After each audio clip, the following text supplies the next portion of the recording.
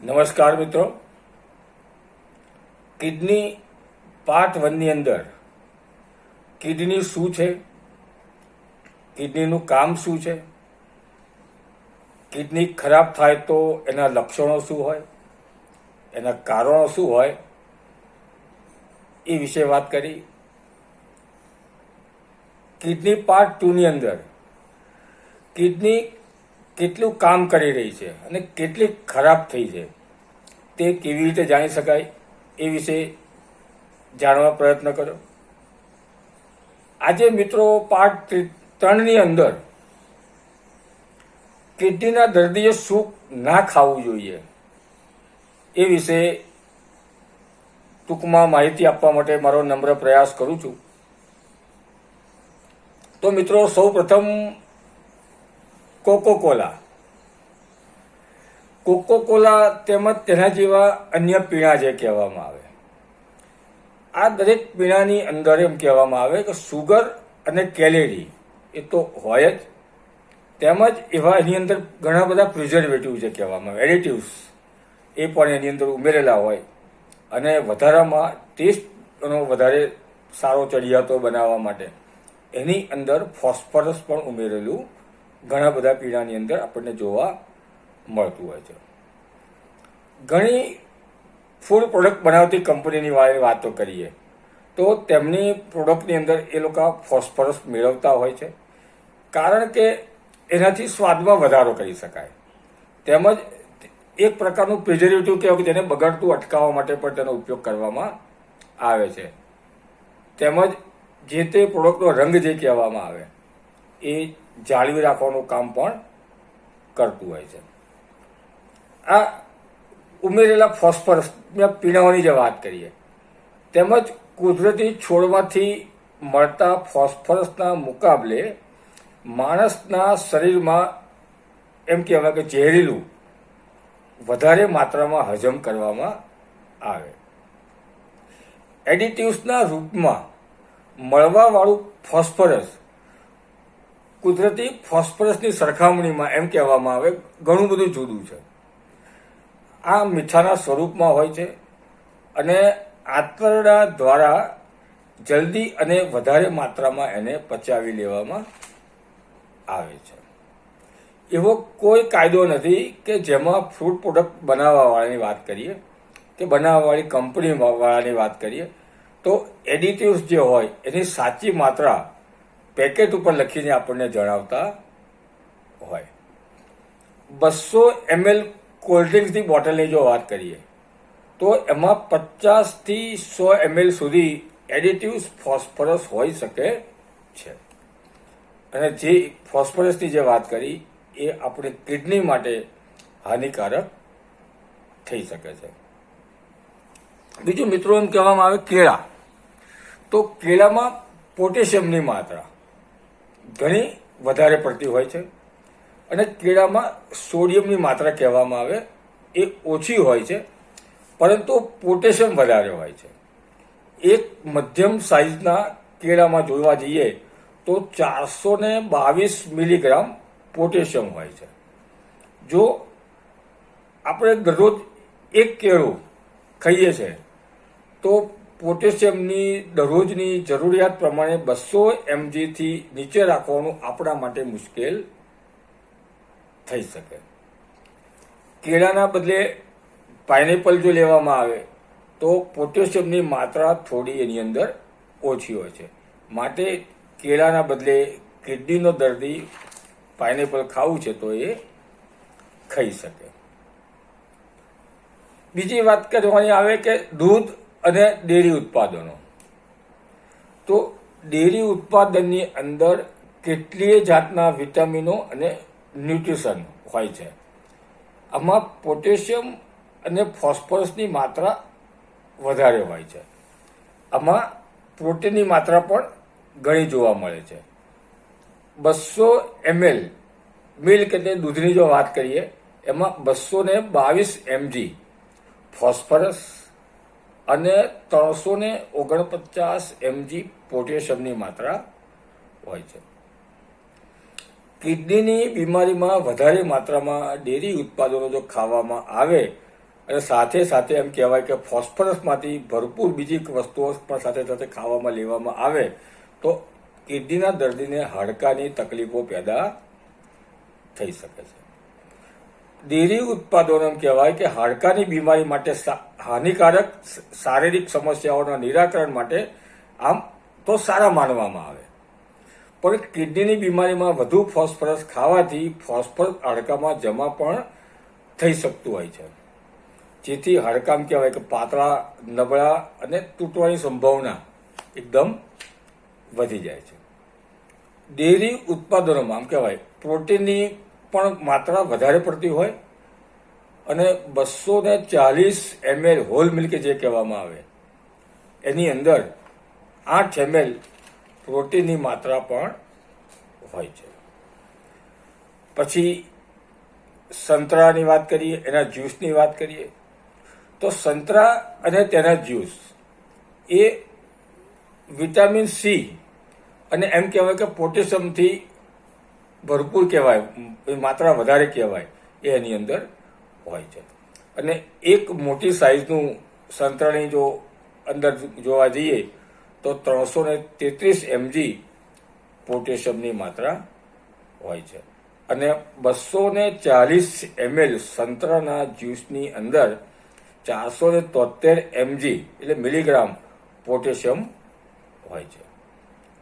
વધુ પોટેશિયમ હોવાને કારણે સંતરા અને સંતરાનો જ્યુસ કિડનીના ડાયટમાં લેવું જોઈએ અથવા એ ઓછું કરી દેવું જોઈએ, અથવા કિડનીના ડાયટમાં ટૂંકમાં ના લેવું જોઈએ ને, અથવા એને માત્રા આપણે બિલકુલ ઓછી કરી દેવી જોઈએ. સંતરાના બદલે એમ કહેવાય કે દ્રાક્ષ કે સફરજન ખાવું જોઈએ, જ્યુસ પીવો જોઈએ. સફરજન, દ્રાક્ષમાં પોટેશિયમની માત્રા એકદમ ઓછી હોય છે. બટાકા અને શક્કરિયાની જો વાત કરીએ તો એમાં પોટેશિયમ વધારે પડતું હોય છે. એક મધ્યમ સાઇઝના બાફેલા બટાકાની અંદર 610 મિલીગ્રામ પોટેશિયમ હોય, જ્યારે એક યોગ્ય સાઇઝનું શક્કરિયાની જો વાત હોય એમાં 541 મિલીગ્રામ પોટેશિયમ હોય છે.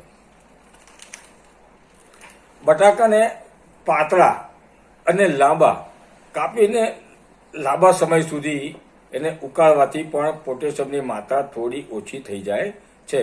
આમ કરવા છતાં પણ તેમાંથી પોટેશિયમની પૂરી માત્રા બહાર નીકળતી નથી. શરીરમાં આમ કહેવાય કે વધારે પોટેશિયમ ના જાય તે માટે બટાકાનો સૌથી ઓછી માત્રામાં ઉપયોગ કરવો જોઈએ. ત્યારબાદ એમ કહેવાય ટામેટા, તો આમાં પણ પોટેશિયમની માત્રા વધારે પડતી હોય છે. આનો ઉપયોગ એમ કહેવાય કે દરેક પ્રકારના ભોજનની અંદર કરવામાં આવતો હોય છે. ટામેટામાં વધારે પોટેશિયમ હોવાથી એ કિડનીના દર્દી માટે સારું માનવામાં આવતું નથી અને એટલા માટે કિડનીના દર્દીએ ટામેટાનો ઉપયોગ કરવો જોઈએ નહીં, અથવા બને તેટલો એનો ઓછો ઉપયોગ કરવો સલાહભર્યો છે. ત્યારબાદ એમ કહેવાય કે ઘઉં કે ઘઉંની બ્રેડ, તો વ્હાઇટ બ્રેડની બદલે ઘઉંની બ્રેડને વધારે પડતી સારી માનવામાં આવે છે, પરંતુ કિડનીના દર્દી માટે આવું નથી.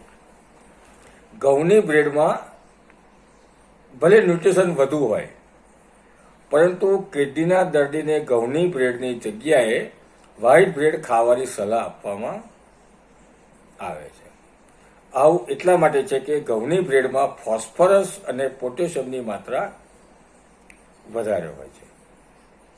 બ્રેડમાં આખું અનાજ અને કરકરી જેટલી હશે તેમ તેમાં ફોસ્ફરસની માત્રા જે કહેવાય એ એટલી જ વધારે હશે.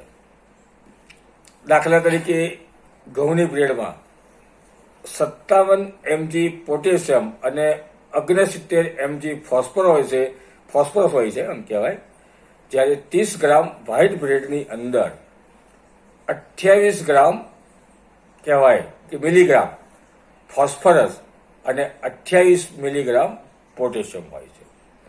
પરંતુ આ બંનેની અંદર એક વસ્તુનું ધ્યાન એ રાખવાનું કે બ્રાઉન બ્રેડ અને વ્હાઇટ બ્રેડ બંનેમાં સોડિયમની માત્રા વધારે હોય છે. એટલા માટે વ્હાઇટ બ્રેડ કે બ્રાઉન બ્રેડ ખરીદતા પહેલા તેમાં સોડિયમની માત્રા જેમાં ઓછી હોય એ ખરીદવું જોઈએ અને એને ખાવી પણ બને તેટલી ઓછી ખાવી જોઈએ. એને પછી બ્રાઉન ચોખા, તો બ્રાઉન બ્રેડની જેમ બ્રાઉન રાઈસની જો વાત કરી એ પણ એક આખું અનાજ જાણવા કહેવામાં આવે છે. તેમાં સફેદ ચોખાની તુલનામાં વધુ માત્રામાં પોટેશિયમ અને ફોસ્ફરસ હોય છે. 124 ગ્રામ બનાવેલા ભાતની અંદર 150 મિલીગ્રામ ફોસ્ફરસ અને 154 મિલીગ્રામ પોટેશિયમ હોય છે, બ્રાઉન રાઈસની વાત કરી. જ્યારે 124 ગ્રામ સફેદ ચોખાની અંદર 69 મિલીગ્રામ ફોસ્ફરસ અને 54 મિલીગ્રામ પોટેશિયમ હોય છે. એટલા માટે બ્રાઉન રાઈસના બદલે સફેદ ચોખા ખાવા જોઈએ. કિડનીની બીમારીમાં બ્રાઉન રાઈસ ખાવા હોય તો ખૂબ જ ઓછી માત્રામાં ખાઈ શકાય. જો જે દિવસે એમ કહેવાય કે બ્રાઉન રાઈસ ખાવા હોય ત્યારે એ વાતનું ધ્યાન રાખવાનું કે એ દિવસે પોટેશિયમ અને ફોસ્ફરસથી ભરપૂર બીજી કોઈ વસ્તુઓ લેવી જોઈએ નહીં. એ પછી અથાણા, તો અથાણાની અંદર વધારે માત્રામાં એમ કહેવાય સોલ્ટ, મીઠાની માત્રા વધારે પડતી ઉમેરવામાં આવતી હોય છે. 2 ચમચી અથાણામાં 250 મિલીગ્રામ સુધી સોડિયમની માત્રા હોઈ શકે છે. એટલા માટે એમ કહેવાય કે કિડનીના દર્દીએ અથાણા ઓછી માત્રામાં ખાવા જોઈએ અથવા બિલકુલ એને ખોરાકમાં લેવા જોઈએ નહીં.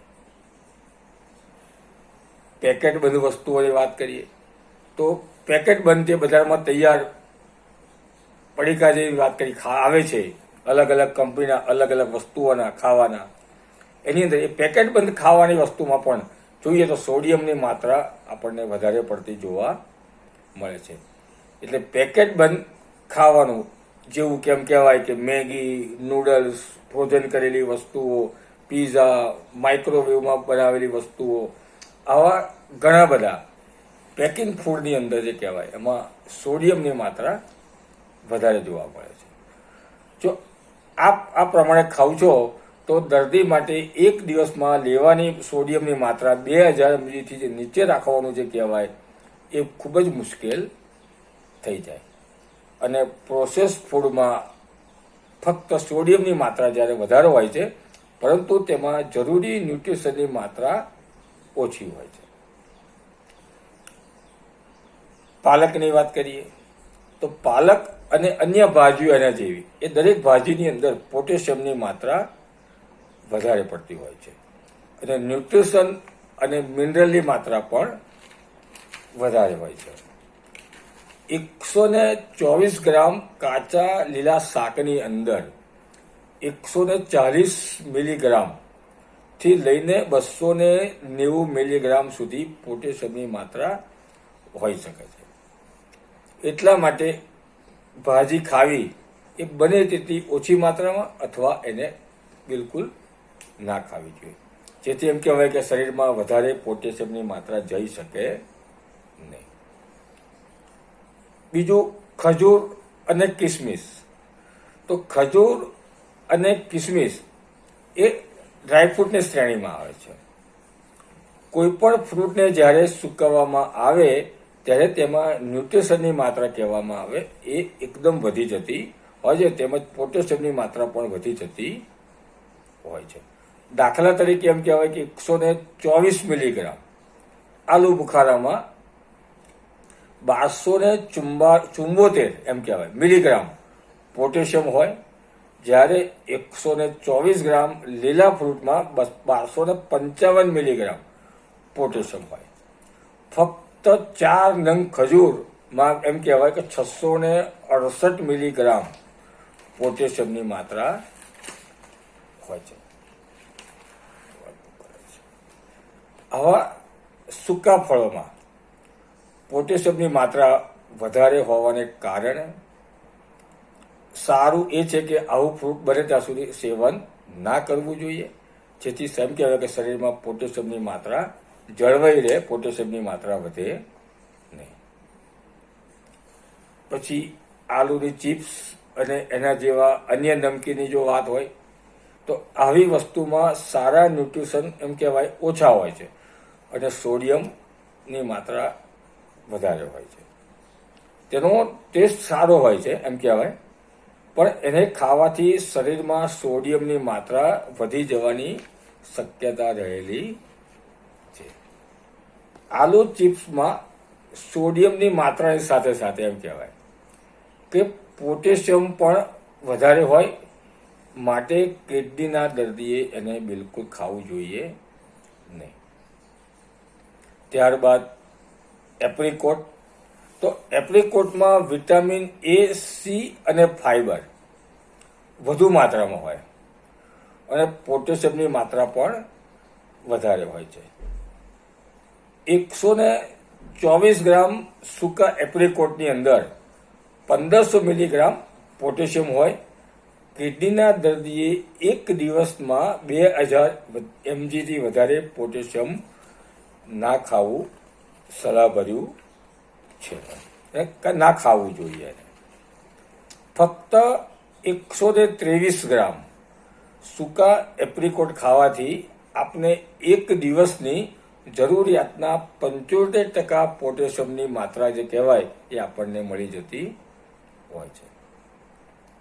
ત્યારબાદ માંસ, મટનની વાત કરીએ છીએ તો માંસની અંદર પ્રોટીન વધારે માત્રામાં હોય છે.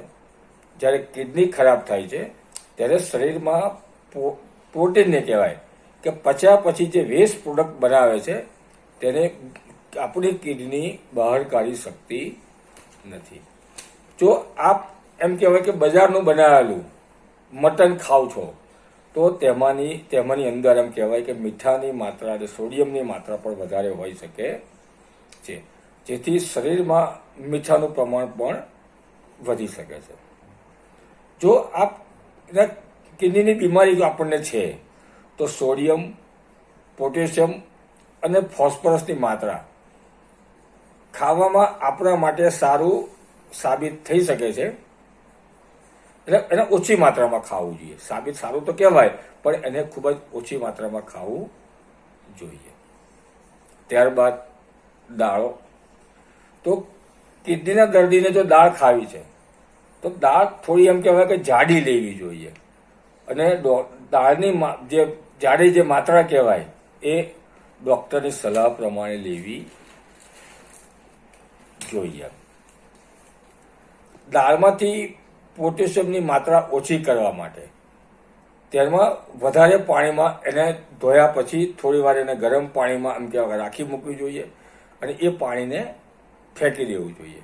ત્યારબાદ દાળ જે તે વ્યક્તિએ બનાવવી જોઈએ, જેથી માત્રા થોડી આપણી એની અંદર એને ઘટાડી શકાય. દાળના બદલે ખીચડી પણ ખાવી છે તો એ ખાઈ શકે છે. અને કિડનીના દર્દીએ મીઠાનું માપ એમ કહેવાય કે બિલકુલ ગણતરીની અંદર જ લેવું જોઈએ. મગની ફોતરા વગરની દાળ ખાવી છે તો એ ખાઈ શકે છે. તેનાથી કબજિયાતની તકલીફ દૂર થાય છે. સાથે સાથે કિડનીની તકલીફ તેમજ તેમાં કોઈ પણ બીમારી, પછી શરીર જે નબળું પડી જાય છે તે એમાં પણ આપણને ફાયદો જોવા મળે છે. અને મગની દાળ ખાવાથી શરીરને તાકાત પણ મળે છે. અડદની દાળ જે કહેવાય એ ખાઈ શકે છે. કોલેસ્ટ્રોલ ફ્રી હોય છે. તેમાં લો પ્રોટીન અને ફાઈબર હોય છે, જે શરીરમાં એમ કહેવાય કે એનર્જીને જાળવી રાખવાનું કામ કરે છે. કોઈ પણ ફોતરાવાળી દાળ કિડનીના દર્દીએ ખાવી ના જોઈએ, કારણ કે ફોતરાવાળી દાળ ખાવાથી કિડની તેને પચાવી શકતી નથી અને સારા સ્વાસ્થ્ય માટે તેને સારી માનવામાં આવતી પણ નથી. કાળા તેમજ લાલ મસૂર કિડનીના દર્દીએ બિલકુલ ખાવા ના જોઈએ. એના માટે કિડનીના દર્દી માટે ખાવામાં સલાહ ભર્યું નથી. કાળા મસૂરની દાળની જો વાત કરી એમાં આયર્નની માત્રા અને ફાઈબરની માત્રા ભરપૂર માનવામાં આવે છે. આમાં ફાઈબર 25% અને આયર્ન જે કહેવાય એ 35%થી વધારે હોય છે. માટે કિડનીના દર્દીએ એને લેવું જોઈએ નહીં. 100 ગ્રામ લાલ મસૂરની દાળમાં 116 ગ્રામ કેલેરી હોય અને 0.4 ગ્રામ જે કહેવાય એ ચરબી હોય અને સેચ્યુરેટેડ ફેટ 0.1 ગ્રામ અને પોલી અનસેચ્યુરેટેડ ફેટ કહેવામાં આવે એ 0.2 ગ્રામ અને મોનો અનસેચ્યુરેટેડ ફેટ જે કહેવામાં આવે એ 0.1 ગ્રામ હોય છે. આ સામાન્ય વ્યક્તિ એમ કહેવાય એ સહેલાઈથી પચાવી શકે. લાલ મસૂરની દાળ કિડનીના દર્દીને પચાવવા મુશ્કેલ થઈ શકે છે. માટે તેને કિડનીના દર્દીએ બને ત્યાં સુધી ખાવામાં ટાળવું જોઈએ. ચણાની દાળ આયર્નથી ભરપૂર છે. શરીરમાં આયર્નની કમી પૂરી કરે, હિમોગ્લોબિનનું લેવલ વધારવામાં મદદ કરે એટલે ડાયાબિટીસને કંટ્રોલ કરવામાં પણ મદદ કરે અને ચણાની દાળ કોલેસ્ટ્રોલ પણ ઓછું કરે.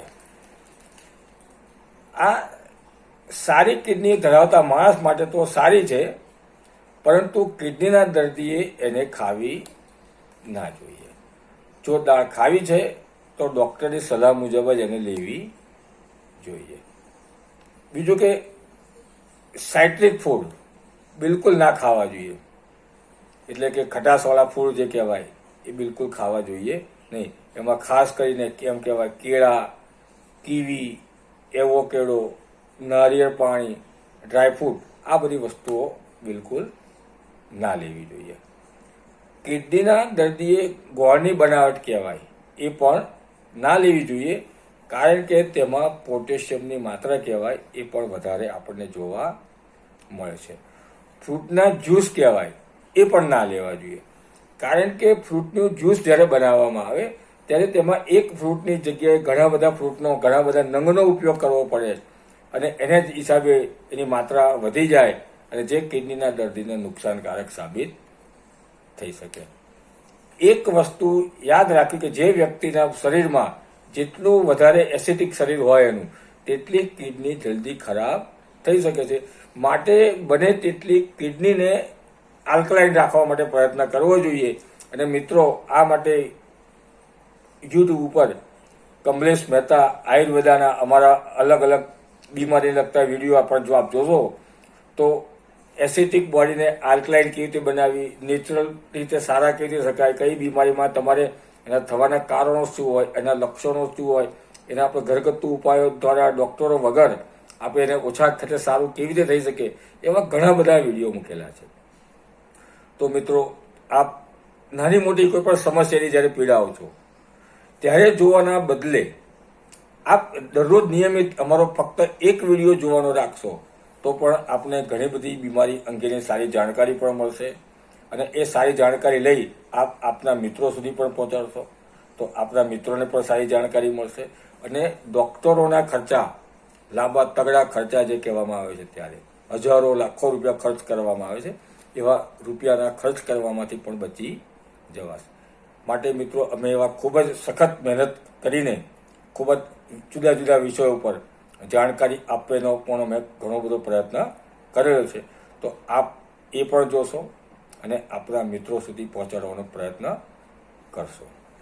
જો કિડનીના દર્દીને દાળો, દૂધની બનાવટો તેમજ નોનવેજ જો વધુ માત્રામાં લે છે તો તેનું ક્રિએટિનિન લેવલ કહેવાય એ એકદમ ઝડપથી વધે છે.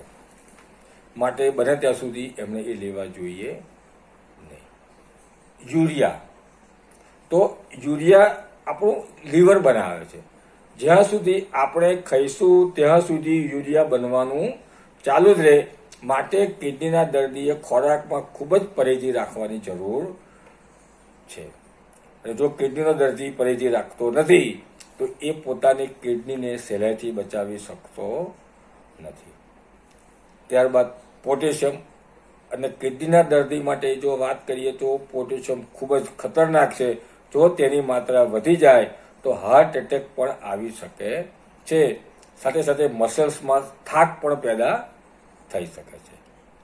પોટેશિયમ એ દરેક ખાવાની વસ્તુમાં ઓછી કે વધારે માત્રામાં તો હોય જ. એમ સામાન્ય પોટેશિયમની માત્રા કહેવાય 3.5 થી 5 મિલીગ્રામ પર ડેસીલીટર કહેવામાં આવે, એને માનવામાં આવે છે. અને આપણે એને જો એક સરળ ભાષામાં સમજીએ તો એમ કહેવાય કે જમીનની નીચે ઉગવાવાળી વસ્તુઓ, દાખલા તરીકે બટાકા, શક્કરિયા વગેરે કિડનીના દર્દીએ ખાવા ના જોઈએ.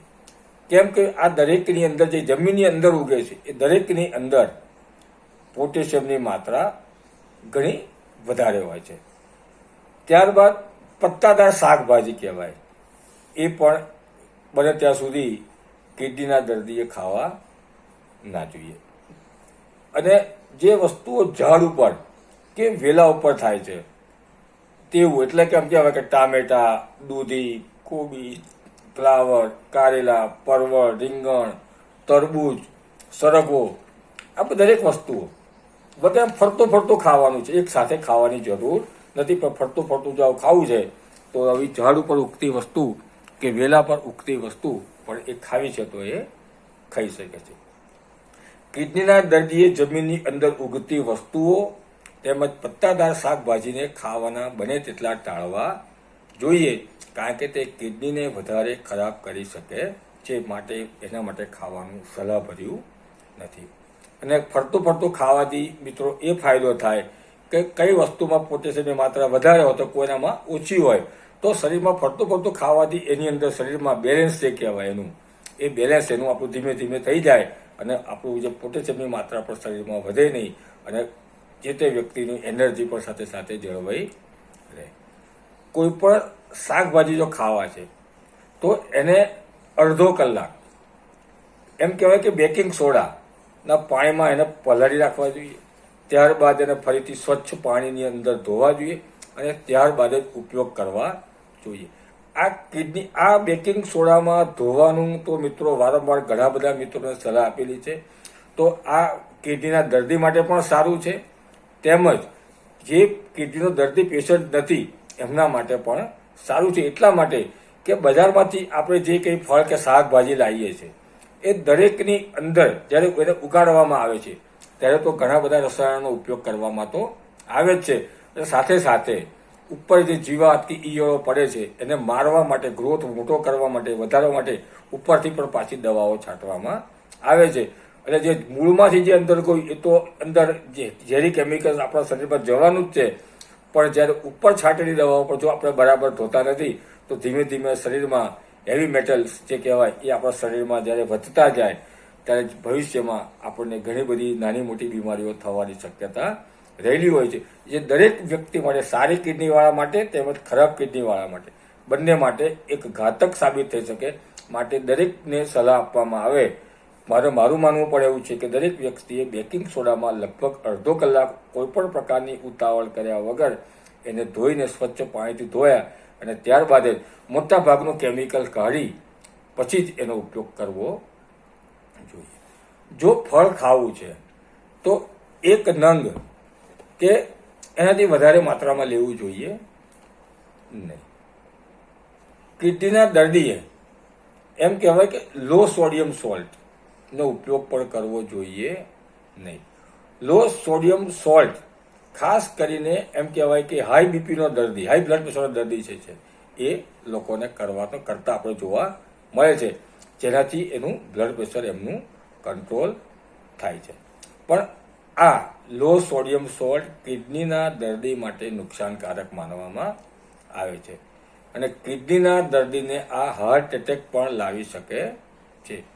કિડનીના દર્દીએ બીજું એમ કહેવાય કે ખાંડ કે ગોળની બનાવટો જે કહેવાય એ પણ ના લેવી એ સલાહભર્યું છે, કારણ કે તેની અંદર પણ પોટેશિયમની માત્રા આપણને વધારે જોવા મળે છે. લો સોડિયમ સોલ્ટ એની વાત કરી, એમાં 15% પોટેશિયમ ક્લોરાઇડ જે કહેવામાં આવે એ ઉમેરેલું હોય છે. ત્યારબાદ મીઠું. તો કિડનીના દર્દી એમ કહેવાય કે સમુદ્રી મીઠું કહેવામાં આવે એ છોડવું જોઈએ, કારણ કે તેમાં પ્યોર સોડિયમ ક્લોરાઇડની માત્રા હોય છે, જેનાથી શરીરમાં પાણીનો સંગ્રહ પણ વધારે થઈ શકે છે. તેમજ સોડિયમ ફક્ત એમ કહેવાય કે બીપી નથી વધારતું, આ પાણીનો સંગ્રહ પણ વધારે પડતો શરીરમાં કરતો હોય છે. એટલે ખોરાકમાં શક્ય તેટલો સિંધવ મીઠું ઉપયોગમાં લેવું એ દરેક વ્યક્તિ માટે સલાહભર્યું છે. આમાં એમ કહેવાય કે સમુદ્રી મીઠામાં સોડિયમ ક્લોરાઇડની માત્રા તો આમ હોય જ, પણ તેની માત્રા ઓછી હોય. તેમજ તેમાં સિંધવ મીઠામાં તો 84 જાતના મિનરલ્સ એમાં માનવામાં આવે છે. સિંધવ મીઠું એમ કહેવાય કે એક ચમચી કે એક ચપટી, આમ મેક્સિમમ ચપટીની માત્રામાં કહેવાય એ લેવું છે તો એ લઈ શકાય, ચમચીની માત્રામાં લેવાય નહીં. પાણી, તો પાણીનું માપ પણ દરેક વ્યક્તિ માટે અલગ અલગ, જે કિડનીનો દર્દી છે એના માટે અલગ અલગ પણ હોઈ શકે. જો પાણી ઓછું પીવામાં આવે તો એમ કહેવાય કે પેશાબ ઓછો બનાવે, જેથી ક્રિએટિનિન એમ કહેવાય કે જે નકામું ટોક્સિન કે કચરો કહેવાય એ શરીરમાંથી જલ્દીથી બહાર નીકળે નહીં. માટે પાણીની માત્રા શરીરમાં એ પણ યોગ્ય માત્રામાં લેવી જોઈએ, અને જરૂરિયાત કરતાં વધારે પાણી પણ પીવું જોઈએ નહીં. વધુ પડતું એમ કહેવાય કે પાણી જો પીવામાં આવે છે તો શું થાય એ પણ આપણે સમજવું જોઈએ. કિડનીને ફિલ્ટર કરવાની આમ કહેવાય કે ક્ષમતા એક મર્યાદિત છે. કિડનીને આપણે વધારે પાણી પીએ તો વધારે ફિલ્ટર કરીએ એવું નથી, તો એની પણ ફિલ્ટર કરવાની એક મર્યાદા છે. જેથી એમ કહેવાય કે વધારાનું પાણી જે છે એ આપણે કિડની ફિલ્ટર એને પૂરેપૂરું કરી શકે નહીં, અને એ પાણી ધીમે ધીમે વધારાનું પાણી જે છે એ આપણા શરીરની અંદર ધીમે ધીમે એ જમા થવાતું જાય, અને શરીર ઉપર એ પાણીની માત્રા આપણે સોજાના સ્વરૂપે આપણે એને પગ ઉપર, મોઢા પર, અલગ અલગ જગ્યાએ આપણે એને જોઈ શકતા હોય છે. માટે પાણી પણ એમ કહેવાય કે ડૉક્ટરની સલાહ પ્રમાણે, અને એ પણ દિવસ દરમિયાન ટુકડે ટુકડે એને પીવું જોઈએ, જેથી કિડનીને વધારે પડતો એમ કહેવાય કે શ્રમ પડે નહીં, કિડનીને વધારે પડતો ભાર પડે નહીં. કિડનીના દર્દીને પગ પર વધારે પડતા આપણે સોજા જોવા તો મળતા હોય. પગમાં સોજા આવે છે એનો મતલબ કે શરીરની અંદર પાણી જમા થઈ રહ્યું છે. કિડની યોગ્ય રીતે કામ કરતી નથી, જેના માટે આપણા હૃદયને એક્સ્ટ્રા વધારે પમ્પિંગ કરવું પડે, જેથી આપણું જે બીપી જે છે એને પણ વધારી દે. બીજું એમ કહેવાય કે નુકસાન એ થાય કે એ પાણી ધીમે ધીમે આપણા ફેફસાની અંદર ભરાય. બીજું કે થાઇરોઇડ જે કહેવાય એ પણ ચેક કરાવવી જોઈએ. જો TSH ટેસ્ટ વધી જાય છે તો શરીરમાં પાણીની માત્રા વધે. શરીરમાં અને એમ કહેવાય કે આપણા બોડીમાં પ્રોટીનનું લેવલ આમ વધવાની ધીમે ધીમે શરૂઆત થાય.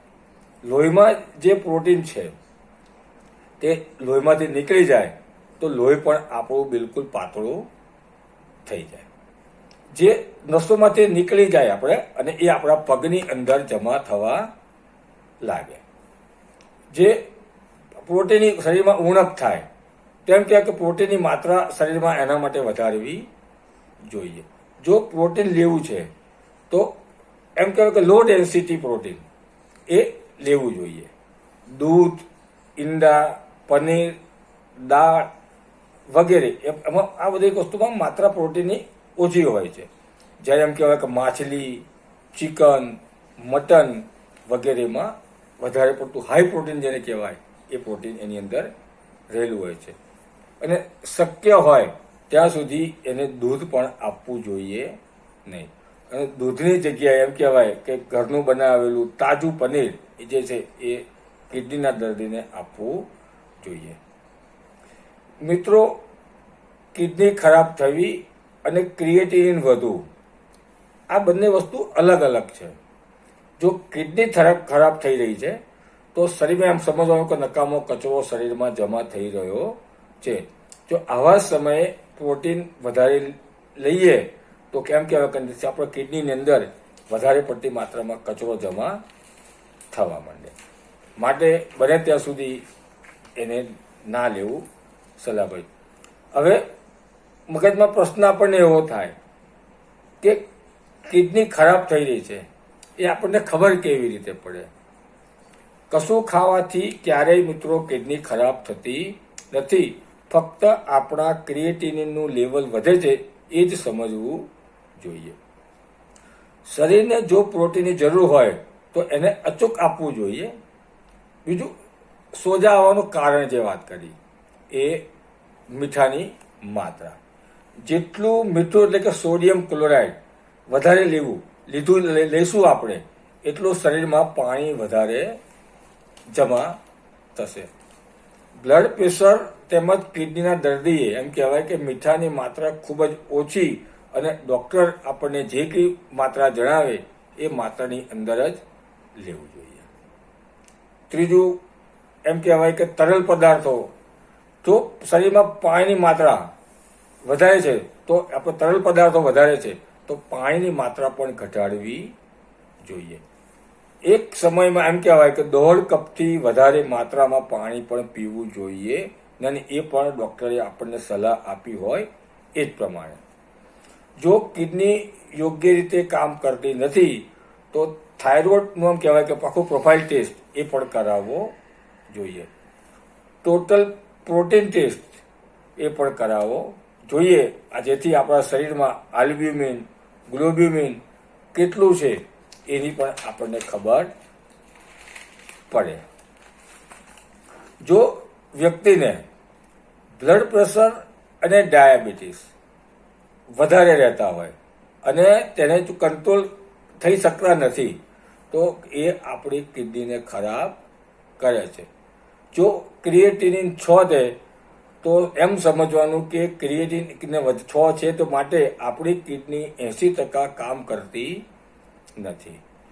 કિડની સંકોચાવી એટલે કિડનીની સાઇઝ નાની થતી જાય, એટલે આપણે કિડની સંકોચાવી તરીકે આપણે એને ઓળખતા. અને આપણી કિડનીનું કામ છે લોહીને શુદ્ધ કરવાનું, શરીરમાંથી નકામો કચરો જે છે એને બહાર કાઢવાનું. જો કિડની સાઇઝ નાની થતી જાય તો એ કિડની યોગ્ય રીતે એમ કહેવાય કે આપણે કામ કરી શકતી નથી અને જેના લીધે શરીરમાં એમ કહેવાય કે ક્રિએટિનિન, યુરિયા, પોટેશિયમ વગેરે શરીરમાં ધીમે ધીમે ભેગું થવા મળે છે. જો કિડનીની સાઇઝ નાની થઈ જાય છે તો કિડનીના દર્દીને ખબર હોવી જોઈએ કે તેને કેવી રીતે કંટ્રોલ કરવું જોઈએ. અને જે કિડનીનો દર્દી હોય એની કિડની ખરાબ થઈ રહી છે એને થોડો ઘણો ખ્યાલ આવી જ ગયો હોય છે તો જ્યારે આપણને ખબર પડી ગઈ હોય, જ્યારે આપણા શરીરમાં આવા કોઈ ચેન્જીસ દેખાય ત્યારથી જો ચેતી જવામાં આવે તો આપણા શરીરમાં આપણી કિંમતી કિડનીને પણ આપણે બચાવી સહેલી પડે. બાકી જો થોડું ઘણું ધ્યાન રાખવામાં ના આવે તો આપણે કિડનીની ગંભીર સમસ્યાનો સામનો પણ લાખો રૂપિયા ખર્ચીને કરવો પડે અને છતાં પણ આપણી કિડનીને ગુમાવવી પડે. કિડની સંકોચાવાથી એમ કહેવાય કે સમસ્યા લગભગ દરેક દર્દીમાં, કિડનીનો દર્દી હોય એ દર્દીમાં જોવામાં આપણને ખાસ કરીને મળતી હોય છે. અને આમ થવાનું મુખ્ય કારણ એમ કહેવાય કે બ્લડ પ્રેશર. જ્યારે શરીરમાં બ્લડ પ્રેશરની માત્રા કંટ્રોલ થતી નથી, ઘણા લોકો બ્લડ પ્રેશરને સામાન્ય ગણીને એની દવા રેગ્યુલર રીતે જો લેતા નથી તો એ પણ કિડનીને જલ્દી ખરાબ કરી શકે છે. જો કોઈ પણ દર્દી છે એનું બ્લડ પ્રેશર વધારે રહે છે તો એની નળીઓ, જે લોહી પહોંચાડનારી નળીઓ છે એને એ ધક્કા મારે છે, જેથી તે નળીની આજુબાજુ આપણી જે દિવાલો કહેવાય એ દિવાલોની સાથે ટકરાય અને નળીની સાઇઝ ધીમે ધીમે એ નાની થતી જાય. લોહીની અંદર ન્યુટ્રિશન ઓછા હોય છે, ઓક્સિજન હોય છે અને જેથી કિડનીને મળતું એ આપણને જે કહેવાય એ નથી અને કિડનીની સાઇઝ ધીમે ધીમે એના હિસાબે આપણને નાની થતી જાય છે. મૂળ કિડનીને જે ઓક્સિજન લેવલને જે ન્યુટ્રિશન જોઈએ એ મળતા નથી, માટે કિડનીની સાઇઝ ધીરે ધીરે સંકોચાતી જાય અને કિડની નાની થતી જાય. માટે કોઈ પણ રીતે બ્લડ પ્રેશરને કંટ્રોલ કરવું જરૂરી છે. જો કોઈ પણ વ્યક્તિને એમ કહેવાય કાયમી બ્લડ પ્રેશર છે રહે છે જ અને કાયમ માટે વર્ષોથી છે અને તેને કંટ્રોલમાં રાખવામાં આવતું નથી, તો કોઈ પણ ડૉક્ટર તેની કિડનીને બચાવી શકતા નથી. આ વસ્તુ એને ખૂબ જ ધ્યાનમાં રાખવી જોઈએ. અને જેમ જેમ કિડની ખરાબ થતી જશે તેમ યુરિયા અને ક્રિએટિનિન લેવલ શરીરમાં વધતું જાય અને આ વધે છે તો સમજવું કે બ્લડ પ્રેશર આપણું કંટ્રોલમાં રહેતું નથી. સૌ પ્રથમ એમ કહેવાય કે બ્લડ પ્રેશર કંટ્રોલમાં રાખવું અને બીજું ખાવા પીવામાં ધ્યાન રાખવું ખૂબ જ સલાહભર્યું માનવામાં આવે છે. સોડિયમની માત્રા ઘટાડવી અને સોડિયમ વધવાથી એમ કહેવાય કે આપણા શરીરમાં બ્લડ પ્રેશર પણ વધે છે, માટે સોડિયમની માત્રા પણ બને તેટલી એને ઘટાડવા પ્રયત્ન કરવા જોઈએ. ક્રિએટિનિન પણ ડાયટ કંટ્રોલમાં કરવાથી કહીએ તો એને ઓછું તો આપણે એને કરી શકીએ. તો ક્રિએટિનિન વધે છે તો ડાયટ કંટ્રોલ કરવો કિડનીના દર્દી માટે ખૂબ જ સલાહભર્યો છે. અને મિત્રો આ બાબતમાં પણ ઘણા બધા મિત્રો આવા કિડનીના પોતાના રિપોર્ટ લખીને ફોટા પાડીને વોટ્સએપ પર જણાવતા હોય છે કે મારું ક્રિએટિનિન 4 થઈ ગયું છે, 5 થઈ ગયું છે, 6 થઈ ગયું છે, શું કરવું જોઈએ? તો મિત્રો આપણે જો આવી સમસ્યા છે તો વારંવાર અમને આપ મેસેજ કર્યા કરશો. અને મિત્રો મેસેજનો જવાબ હું એટલા માટે નથી આપતો કે એક મેસેજ તો જવાબ આપવામાં આવે એટલે તરત પાછળ બીજો મેસેજ તૈયાર હોય, બીજાનો જવાબ આપી એટલે ત્રીજો મેસેજ તૈયાર હોય. તો મિત્રો દરરોજ 500 થી 700 જેટલા મેસેજ આવતા હોય અલગ અલગ વ્યક્તિના, અને દરેકને જો હું લિખિતમાં એવો જવાબ આપવા જાઉં તો આખો દિવસ મારું બીજું કોઈ કામ કરી શકું નહીં. માટે મિત્રો હાથ જોડીને નમ્ર વિનંતી કે આપણે કોઈ પણ પ્રકારની જે આયુર્વેદને લગતી જાણકારી જોઈએ છે તો આપ અમને ચોક્કસ ફોન કરશો. જો અમારી પાસે સમયની મર્યાદા હશે, બિઝી હઈશું, તો આપણે સમસ્યા જાણીને અમે આપણે સામેથી ફોન કરીને આપણી જે કંઈ સમસ્યા હશે એ અંગેની અમારી પાસે જે કંઈ જાણકારી હશે એ આપણા સુધી પહોંચાડવાનો નમ્ર પ્રયાસ કરીશું. બાકી આપ ફક્ત ને ફક્ત વોટ્સએપ મેસેજ દ્વારા જાણકારી મેળવવા પ્રયત્ન કરશો તો અમારી પાસેથી તમને ક્યારેય એ પ્રકારની જાણકારી મળશે નહીં. એ આપે ખૂબ જ નોંધ રાખવાની જરૂર છે, કારણ કે એવો સમય હોતો નથી. એટલે મિત્રો સોરી, આપ બને ત્યાં સુધી આપની કોઈ પણ પ્રકારની બીમારી અંગે આપ અમને મારો number Kamlesh Mehta, mobile number 9228235599 પર આપ અમને ફોન કરીને આપની જે કંઈ સમસ્યા છે એ જણાવી શકો છો. અને મિત્રો તમારા જે કંઈ તમે રિપોર્ટ કરાવ્યા છે એ તમારા રિપોર્ટ અંગેની સંપૂર્ણ જાણકારી તમારા ડૉક્ટરોએ તમને જે કંઈ રિપોર્ટ કરવાના કીધા હોય એ બને ત્યાં સુધી એમને જ બતાવો અને એમની સલાહ પ્રમાણે તમે અનુસરો, એ વધારે સલાહભર્યું છે.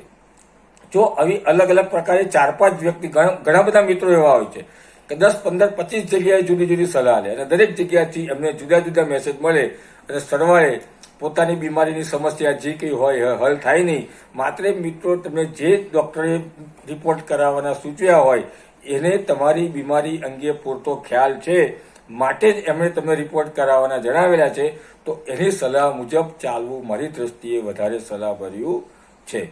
એ માટે મિત્રો વારંવાર અલગ અલગ લોકો પાસે જાણકારી મેળવવા જશો તો કહેવાય કે બકરું કાઢતા ઊંટ બેસી જાય.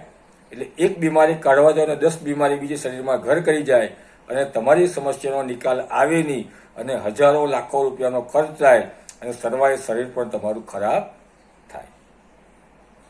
બીજું મિત્રો, આપ હેલ્થને લગતી કોઈ પણ વધારે પડતી જાણકારી મેળવવા માંગો છો, આપને આયુર્વેદમાં રસ છે, આયુર્વેદ અંગે કોઈ જાણકારી મેળવવા માંગો છો, તો આપ અમારા આવા વિડીયો જોયા પછી આપ આપના વોટ્સએપ નંબરથી અમને હેલ્થ લખીને અમારા નંબર ઉપર મોકલી આપશો તો ચોક્કસ અમે તમને અમારા હેલ્થ ગ્રુપમાં પણ જોડીશું અને દરરોજ નવી નવી આયુર્વેદને લગતી જાણકારી તમારા સુધી પહોંચાડવાનો નમ્ર પ્રયાસ કરીશું.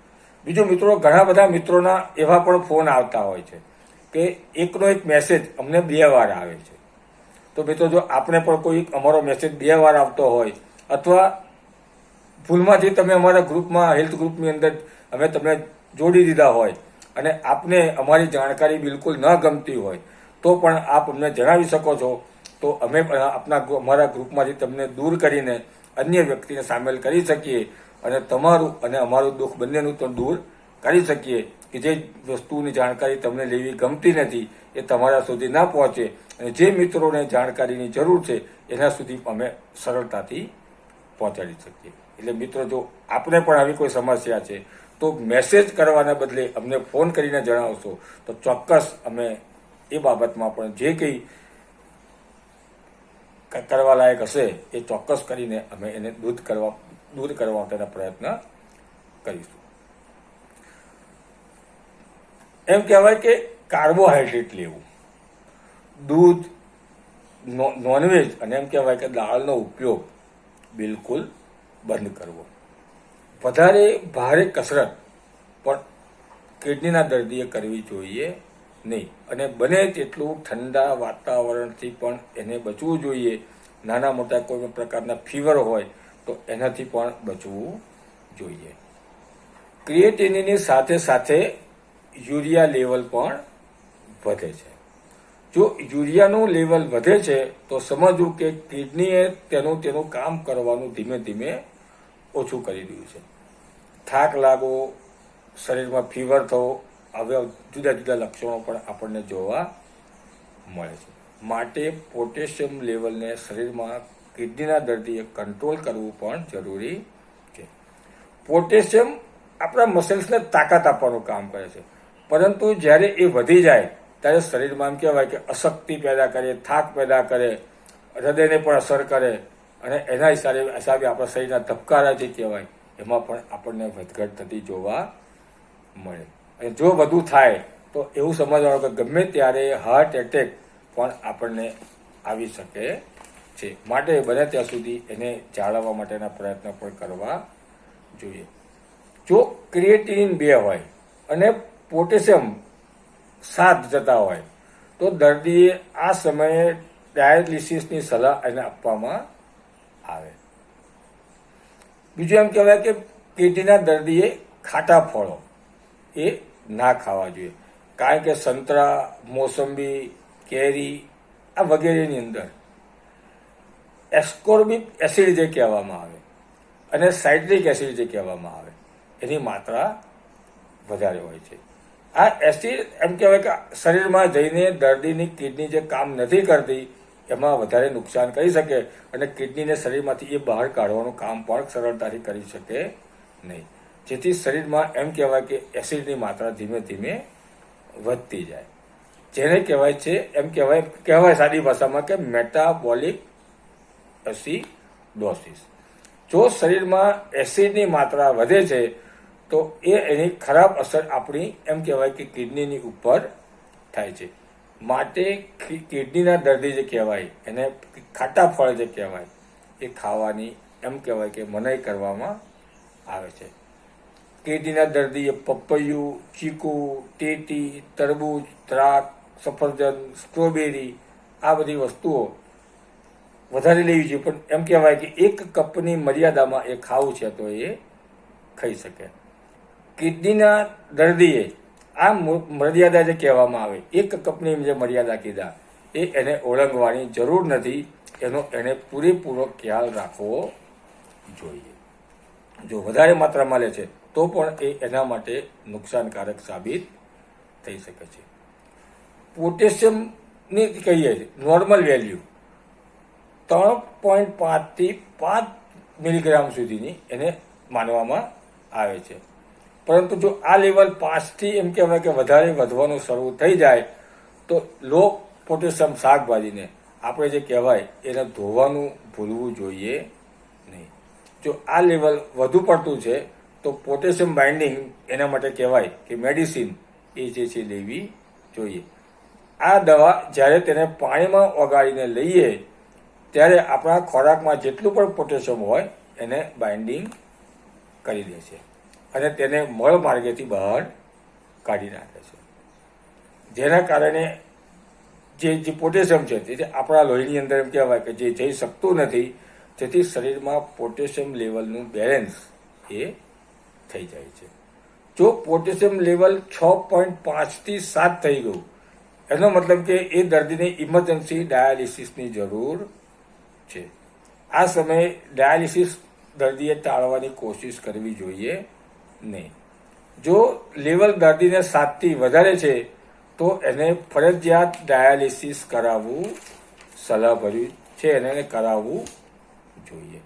આ સમયે ડાયાલિસિસને ટાળવાની કોશિશ જો બિલકુલ કરવામાં આવે છે તો એ પણ કિડનીના દર્દીને ગંભીર નુકસાન કરી શકે છે. અને જો આ લેવલ 5 થી 6 પોઈન્ટ લેવલની માત્રાની વચ્ચે છે તો એની પોટેશિયમ જે બાઇન્ડિંગ દવાઓ જે છે એ લેવી જોઈએ. અને જો પોટેશિયમ બાઇન્ડિંગ થઈને શરીરમાંથી વધારે પડતું બહાર નીકળી જાય. આની સાથે સાથે એમ કહેવાય કે ખોરાકમાં લો પોટેશિયમ શાકભાજીનો પણ ઉપયોગ કરવો જોઈએ.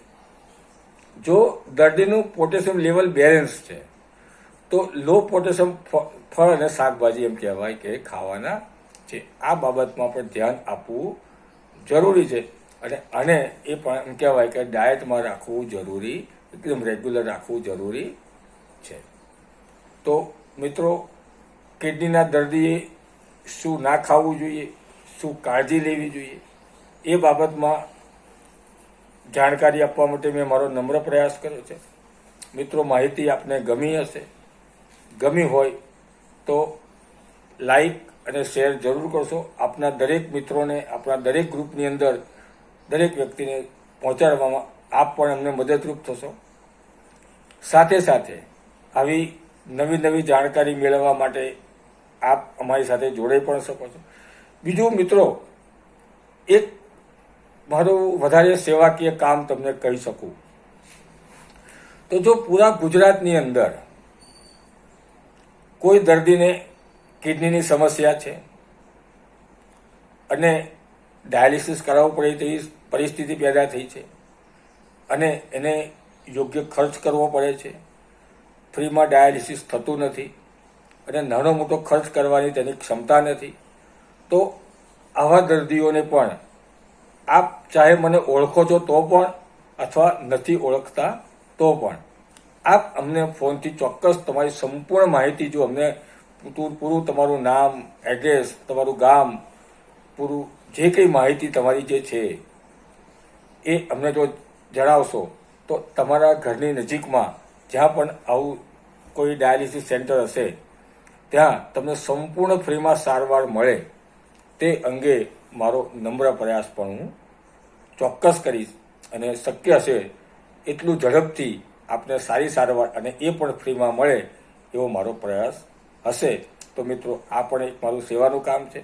તો આપ પણ જો આ વિડીયો સાંભળ્યો છે અથવા આપણા અન્ય મિત્રોએ જેને જાણકારી નથી લીધી અને એની જાણકારી આપની પાસે છે તો એવા મિત્રોને પણ આપ જણાવી શકો છો કે જેથી અમારા સંપર્કમાં રહી શકે અને અમે પણ એને આવો લાભ આપી શકીએ અને આપણને એક આંગળી ચીરવાનું પણ પૂન મળે.